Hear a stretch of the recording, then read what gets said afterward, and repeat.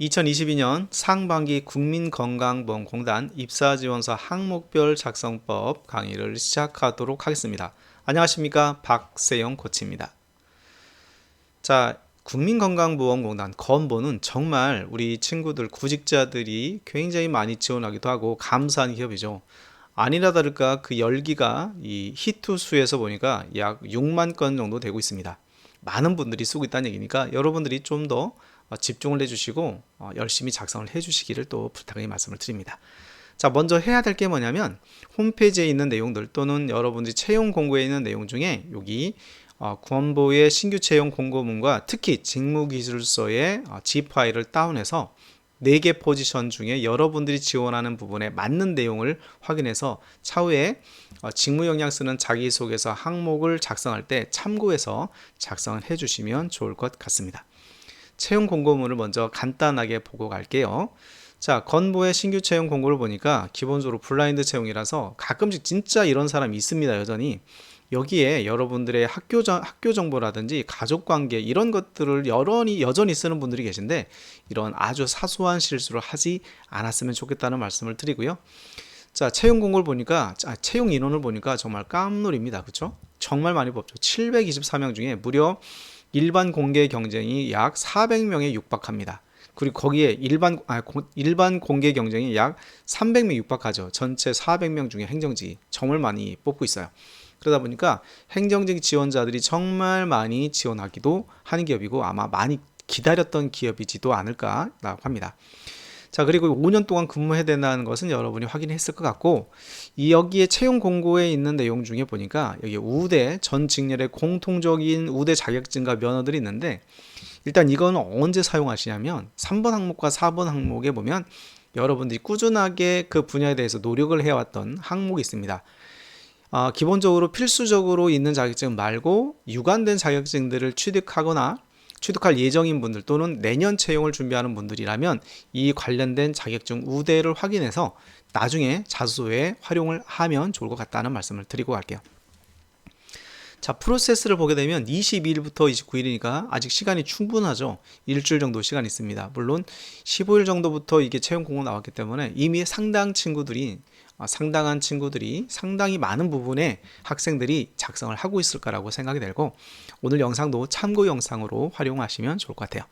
자, 건보는 항상 BI 면접, Behavior Event Interview라고 해서 행동 면접이랑 상황 면접을 보고 있죠. 이 두 가지 면접인데 다대 1로 면접이 진행되는 것만큼 미리 준비를 해주셔서 꼭 임박해갖고 취업 준비, 면접 준비를 하게 되면 여러분이 부족한 경우가 있잖아요. 그런 것들을 좀 이번에는 실수를 하지 말았으면 좋겠다라는 말씀을 또한 드립니다.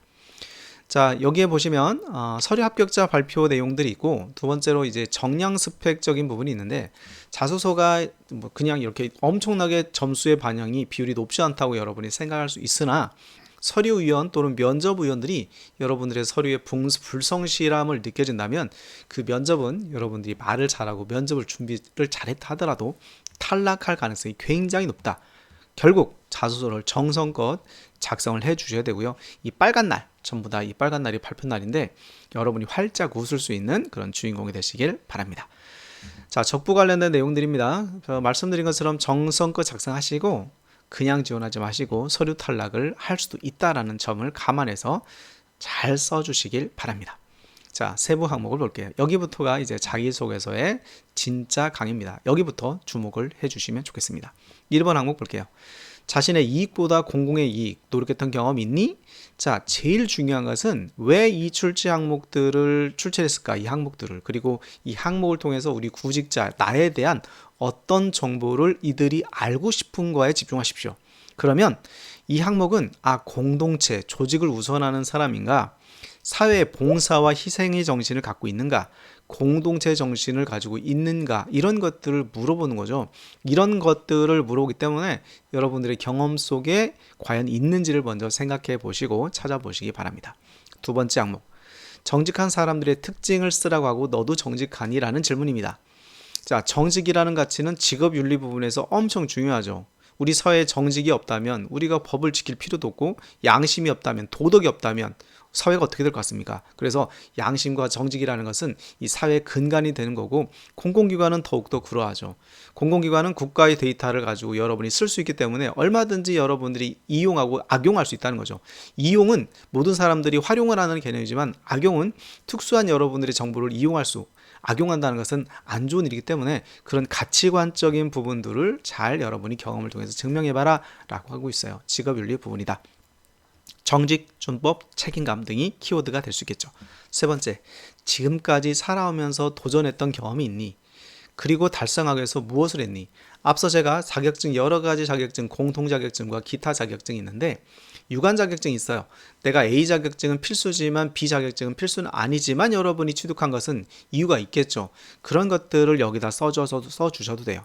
공기업은 이 목표에 관련된 경험을 두 가지로 보여주는데, 3번 항목처럼 여러분들의 도전, 성취, 열정, 좌절 이런 내용들의 경험을 물어보는 자소서 항목이 있고요. 그 항목들은 이렇게 써주면 되겠죠. 자기계발입니다. 네 번째로는 연결되는 건데, 직무지원동기에 해당되는 내용이에요. 이 항목이 네 가지의 항목 중에 제일 중요합니다. 왜냐? 서류 부분에서 스펙적인 부분들이 일부 들어가서 평가가 진행되겠지만, 자기소개서 부분에 정성적 스펙 요인을 물어보는 건데, 직무지원동기를 물어보는 거예요. 직무지원동기는 자, 이렇게 전문성을 가지고 물어봅니다. 사기업도 마찬가지죠. 지원 준비에 뭘 준비했니라고 물어보는 거고, 이것은 지속적이고 성과 지향적이고 결과 중심으로 가야 됩니다. 노력은 많이 했지만 성과 결과가 없다면 여러분들을 채용할 이유가 없어지는 거죠. 공공기관은 무엇보다 공신력이 중요하기 때문에 이런 성과나 결과치에 대해서 굉장히 까다롭게 보고 있다. 이 4번은 쓰는 방법이 중요하기도 하지만 여러분의 경험치가 잘 정리되는 것이 훨씬 더 중요하다는 말씀을 드리고 갑니다. 자, 4개 항목들을 이제 찬찬히 살펴보도록 하겠습니다. 1번 항목이에요. 자, 기존에 작성됐던 분들은 그럼 제가 드리는 이야기와 여러분의 소재가 얼마나 매칭이 되는지를 확인해 보시면 좋겠어요. 자, 여러분들의 공공의 이익이다. 일단은 작성 키워드 앞서 말씀드린 대로 4가지 정도로 말씀을 드렸는데, 물론 여러분들이 더 많은 경험이 있겠죠. 5만 명 정도가 지금 6만 명에 가까운 친구들이 지금 거의 보고 있는데 얼마나 많은 사람들의 소재가 있겠어요. 전 4개 정도만 여러분들이 참고하라고, 힌트를 얻으라고 말씀을 드릴게요. 조직이다. 그러면 과제나 프로젝트를 하다가 내가 잘할 수 있고 하고 싶은 것이 있는데 팀원들 전체가 그것보단 이거 하세요. 그러면 여러분들이 뭔가 하고 싶지만 어쩔 수 없이 팀에 기여하기 위해서 거기에 더 노력을 할 수 있겠죠. 이런 것들도 조직 우선에 포함될 수 있겠죠. 또 어떤 경험이 있을까요? 자, 지역화폐 이제 코로나 때문에 많이 써서죠. 지역화폐도 지역민들에게 쓰는 거죠. 많은 논란이 있었고 좋은 점도 있었지만, 이런 것들도 지역민들에게 내가 가급적 지역화폐를 쓰려고 했었어. 대형마트도 이용할 수 있는데도 불구하고 이런 것도 포함될 수 있겠죠. 지역마트를 이용함으로써 지역의 상인들의 공동체, 우리 지역의 공동체에 도움을 준다는 것, 이런 것들도 조직 우선에 포함된다라고 볼 수 있습니다. 봉사 마찬가지죠. 초등학생, 중학생들에게 하는 여러 가지 봉사가 있는데 그 안에서 정해진 시간만 하는 게 아니라 내가 보니까 더 많이 필요해, 이 친구들이. 그래서 별도의 시간을 내거나 연장을 자발적으로 해서 했던 것들도 그들이 속한 조직에게, 사회에 도움을 주려고 했던 거죠. 물론 여러분들은 시간과 여러분의 지식이 나눠진 거죠. 이런 것들도 전부 다 공동체 이익인 거죠. 자, 공동체 정신이라는 것은 여러분이 속한 동아리나 친목 모임 등에서 굳이 그 조직을 위해서 헌신하는 거예요. 자, 총무 누구나 하기 싫어하잖아요. 물론 좋아하는 사람도 있겠지만, 왜냐하면 굳은 일을 다 해야 되거든요. 그러면 굳은 일을 마다하지 않고 내가 함으로써 조직 전체가 좀 더 윤활유 역할을 해주고 잘 돌아갈 수 있도록 내가 기여를 했다. 이런 것들도 공동체 정신의 조직 우선이라고 볼 수 있겠죠. 희생정신, 여러 가지 활동들, 꾸준한 봉사, 후원들도 포함될 겁니다. 제가 드리고 싶은 이야기는 뭐냐면, 거창하고 대단한 것이 아니라 내가 작은 것이라도 사회에 뭔가 도움을 주려고 노력하는 그런 사람인지가 중요하고요. 세 번째가 그래서 포인트입니다. 경험을 찾는 것에 집중하지 마시고 내가 그런 생각을 가지고 있는 그 생각의 가치, 그것이 훨씬 더 중요하다. 여러분들은 그런 마음을 가지고 행동하는 어떤 가치관을 갖고 있는 사람입니까? 이것이 이 질문의 포인트라고 볼 수 있습니다. 국민을 위한 봉사기관이 바로 공공기관 공무원들이죠.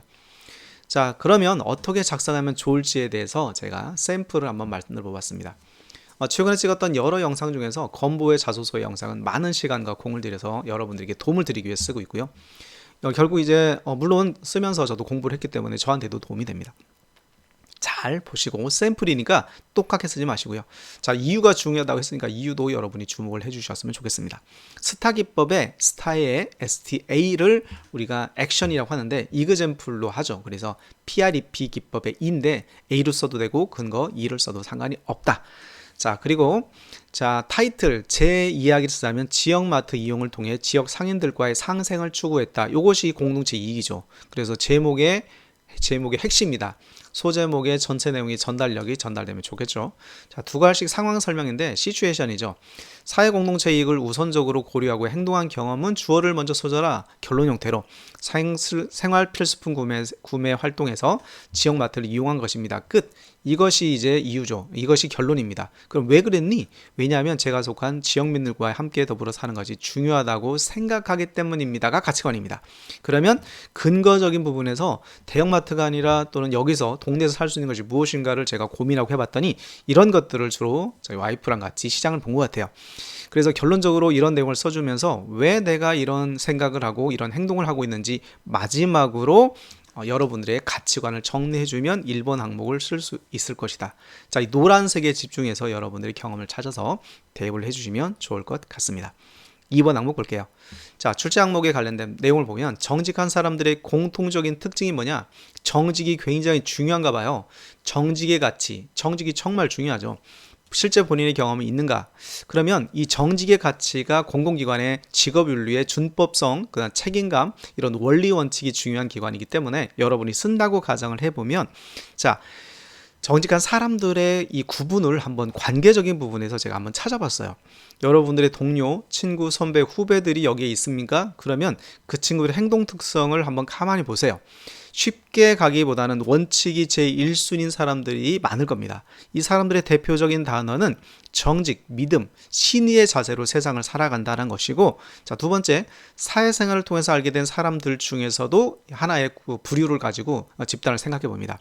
자, 이분은 인턴을 할 때 땜땡 팀장님은 거짓말을 전혀 못하시고 진짜 이분 정직하셨던 분 같아. 이런 식으로 생각할 수 있겠죠. 그분의 키워드 정직, 성실, 믿음. 역사 속 인물 책이라든지 이런 걸 보면서도 여러분들이 감동을 받을 때도 있겠죠. 땡땡 장군님의 옳은 말은, 장군님은 옳은 말만 하셔서 맨날 뭐랄까 적자 속에서 이렇게 손해를 보시는 분, 그런 분이라면 정직, 원칙. 자, 모임이나 단체 활동 통해서 여러분이 꾸준한 관계를 유지하고 있는 아는 지인들도 보니까 어떤 모임의 회장님은 조금 손해를 보더라도 원칙대로 일을 처리하려고 하시더라. 이분들의 공통적인 단어들이 정직, 믿음과 같은 거니까 이런 내용을 통해서 여러분은 어떻습니까? 나의 실천 경험 원칙대로 과제 수행한다. 약속 시간을 정확하게 지킨다. 신호등을 작은 거지만 지키려고 한다. 양심의 가책을 느끼는 일은 절대 하지 않는다. 여러분들이 이분들과 어떤 연관성이 있는지를 찾아보시고 그 다음에 자소서로 가면 이렇게 서류를 쓸 수 있겠죠. 자, 공통적인 행동 특성과 대표 단어와 나의 실전 경험을 가지고 쓰는 거예요. 자, 방금 전에 했던 것들을 정리할 수 있겠죠. 내가 알고 있는 공통적인 사람들, 정직한 사람들의 공통성을 써주시고 대표 단어를 써주신 다음에 여러분의 이야기를 스타 기법으로 써주시면 돼요. 그래서 스타 기법에 관련된 ST를 20에서 30%, 액션 이그젬플을 30에서 40에서 50%, 그다음 RF는 피드백, 이걸 통해서 배우고 느낀 점, 적용점을 쓰는 게 20에서 30%고 천천히 보시면 자, 저 또한 정직과 원칙을 지킨 경험이 있습니다. 액션으로 가는 거죠. 특징을 보이거나 실천한 경험을 쓰라고 했으니까 그래서 STAR로 써주시면 됩니다. 이 항목은 여러분들이 정지 화면을 해놓고 또 여러 번 반복적으로 보면서 눈으로 익히고 이렇게 쓰면 되겠구나라는 가이드가 여러분들이 손에 익히면 훨씬 더 빨리 글을 쓸 수가 있을 것이다 라고 말씀을 드리고 갑니다. 자, 이번 항목 되셨죠? 3번으로 넘어갈게요. 3번은 지금까지 살아오면서 가장 도전적인 목표입니다. 가장이 중요한 게 아니라 도전적인 목표가 중요한 거죠. 가장에 집중하는 사람도 있지만 가장이 없으면 어떻게 해요? 그냥 밋밋한 도전이라고 하면 어떻게 하시겠습니까? 그러니까 여러분이 했던 여러 가지 도전의 실천 과정 중에서 뭐가 있었는지를 찾아라. 노력한 경험을 쓰라고 합니다. 전부 다 스타 기법으로 써주고 있는 거죠. 자, 자기개발, 도전, 열정, 목표, 성취와 같은 경험들이 여기에 포함되어 있는 거고 이 키워드를 꼭 기억하고 가십시오. 자, 가장이라는 말에 집중하지 말아라. 목표를 정하고 노력한 경험에 집중하십시오. 그러면 적절하지 않은 소재를 먼저 찾아볼게요. 여러분들이 공공기관이다 보니까 의사소통, 수리능력, 문제해결 능력, 자원관리, 정보능력, 직업윤리와 같은 필기시험을 보기도 하고 전공시험, 행정, 경제, 법학 다양한 전공을 공부합니다. 한국사를 공부해야 되고 한국어를 공부해야 됩니다. 이런 과정들의 자격증 취득 과정이 힘들어서 이것을 내가 여러 번 공부했다 와 같은 것들을 쓰지 말아라 라는 얘기입니다. 다이어트 헬스도 많이 쓰시는데 이건 특별히 여러분들이 국내에 대해 나갈 실력이나 수상했던 경험이라면 쓰십시오.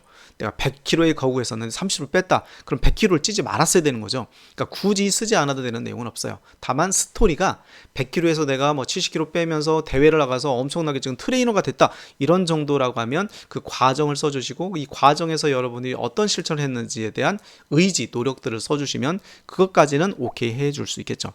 자, 적절한 소재는 굳이 도전하지 않아도 되는 상황에서의 도전과 목표를 세운 거예요. 자, 마라톤 대회나 공모전이나 마케팅 활동이나 영상 편집 능력이나 개발 프로그램 세스라든지 통계 프로그램 R이라든지 SPS 같은 것들, 이런 의료나 의학 지식 등은 여러분이 굳이 공부하지 않아도 되는데 이 기업에 가기 위해서 또는 내가 관심사 때문에 필요에 의해서 한 경험이 있느냐, 그런 것들이 가장 도전적인 목표 설정이라고 볼 수 있는 거죠. 달성하기 위한 노력, 즉 꾸준함과 성실함이 서류의 액션 부분에서 들어가줘야 되고 목표 달성을 위한 새로운 방식 등이 필요한 거죠. 꾸준히 가지만 더 좋은 방법이 없는지를 고민해봤다와 같은 내용이 있다면 거기에 플러스 요인이 될 수 있겠죠.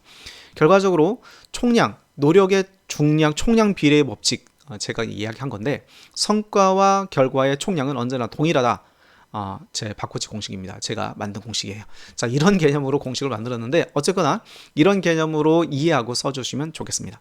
자, 이 항목을 자세히 보시면서 보세요. 자, 이렇게 샘플까지 제가 아주 자세하게 만든 영상은 제가 특강 이외에는 거의 없는데 이번 영상은 정말 심혈을 기울여서 작성을 하였습니다. 자, 이렇게 소제목, 자, 상황, 과제, 행동, 결과와 같은 구체적인 내용을 가이드를 드린 거니까 참고해서 보시고 써주시면 좋겠고요. 자, 역량 키워드를 선정해라. 역량 키워드는 앞서 본 것처럼 이런 키워드를 자기개발, 도전, 열정, 목표 같은 것들을 써주신 다음에 그 다음에 그것을 증명할 수 있는 형이상학적인 역량들을 증명하기 위해서는 숫자, 기간, 성과, 결과, 목표점, 지향점과 같은 것들이 들어가지 않으면 상대방을 설득할 때는 근거가 부족합니다. 그러니까 여러분들이 그런 개념을 이해하고 써주시고요. 제가 이제 상상의 나래를 펼쳐서 자소서를 써본다면 창업 동아리 활동에서 땡땡 대회 상금 500만 원의 주인공이 되다. 그러니까 벌써 도전적인 목표의 결과물이 나왔죠. 그러면 면접관, 자소서 평가위원들은 이 친구가 진짜 500만 원 상금을 받았구나. 그러면 끝난 거예요.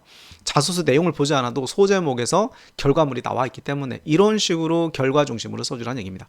자, 상황, 태스크 나와 있죠. 자, 상황은 시츄에이션, 언제 어디서 무엇을 한 것인지에 대한 두 가지 결론 형태의 글을 써줘라가 바로 이런 겁니다. 주어 동사를 써줘라. 자, 과제, 어떤 문제 상황이었었고 해결해야 될 미션은 무엇이고 무엇을 해야 됐는지에 대한 것들을 써준 다음에 액션 부분에서 달성을 하기 위해서 구체적으로 어떤 과정에서의 사실이 있었고 내가 행동을 했는지를 써주면 이런 식으로 쓸 수가 있겠죠.